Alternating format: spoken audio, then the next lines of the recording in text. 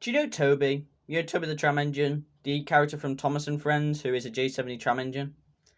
Well, before Christmas, I wanted a model of him, a double O gauge model to be precise. However, that would not be the case. So I thought to myself, instead of getting Toby, could I make a Toby?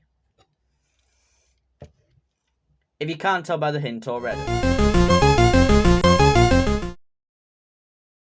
Hello YouTube, Conductor165 here, and as you saw in the intro, today we are talking about my custom Toby model.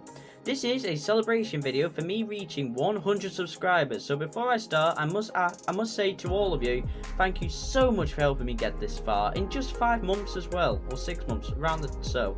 I didn't think I'd get this far this quickly, so I must say a massive thank you to all of you. So, like I said, we're going to be talking about this custom model, because I know a lot of people out there love customs. So Toby is based off a J70 tram engine, steam tram engine, where he would have 6 drive wheels and he would have side plates that would fold up and down. So I thought to myself before Christmas, could I get one? But it's 63 quid and I don't exactly have 63 quid, so I thought, what else could I do? That's when I took to making a model. So pictures are on screen now of how I did the process. I originally looked at making the chassis. I originally gained the chassis off a second-hand, broken and non-usable mainline Manchester regiment. This was a model I was going to fix and run, however when we got it there was no motor, so it was just used for parts.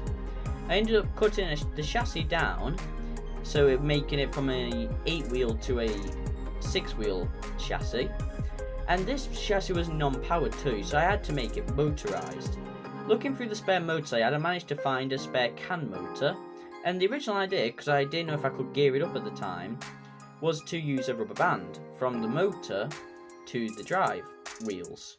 Originally it was going to be a 2 drive wheel engine, however I realised that I might have just enough room to add another set of rubber bands to the back of the motor, despite it not being designed for that.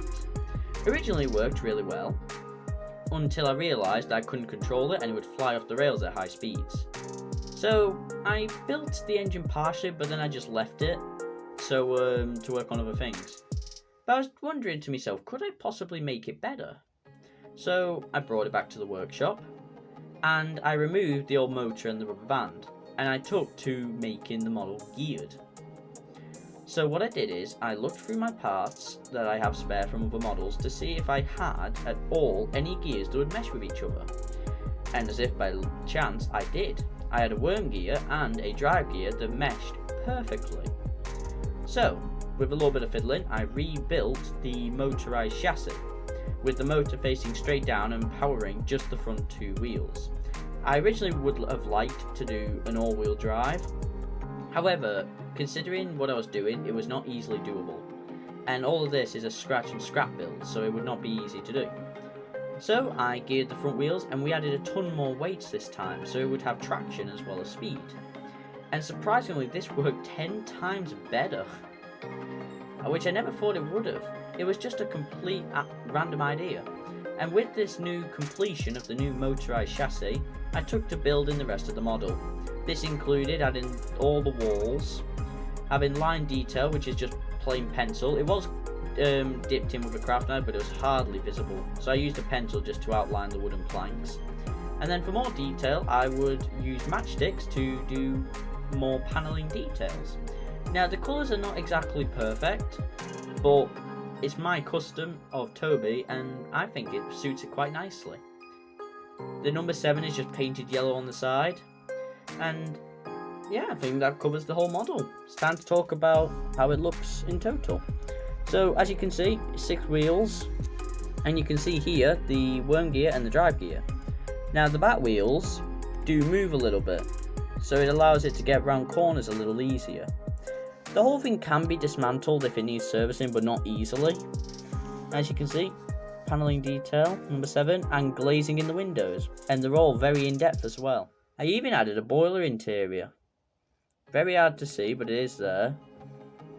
It's only a small thing, so if I ever put a figurine inside it, it would look really nice.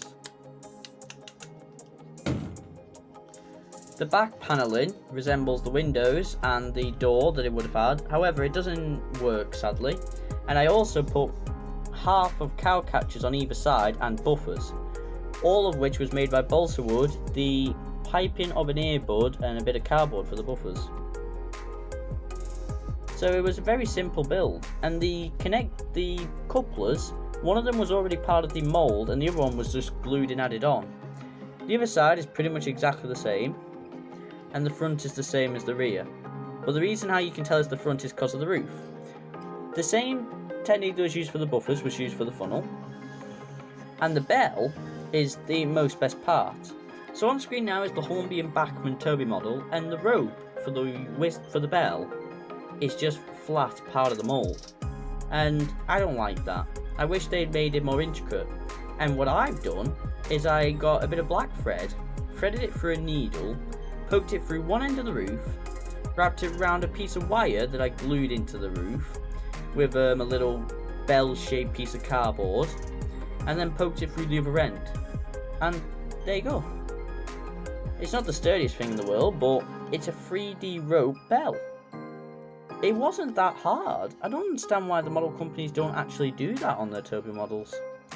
But that's the aesthetics, and I'm really happy with how it turned out.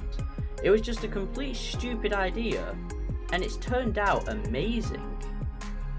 And as we do with all models, I'm going to be running it on my layout, which has had quite a lot of updates, might I add.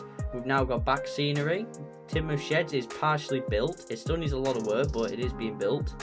Got some other secret projects on the way, which I will be informing. We've just got a lot of things going on here at the minute. So hopefully you enjoyed the running session, and again, thank you for 100 subscribers. I can't explain how happy I am. The next goal, 200. And I will be changing my video rota so we can have a bit of mixed media content from now on. So yeah, thanks for watching, and enjoy the running session. Bye!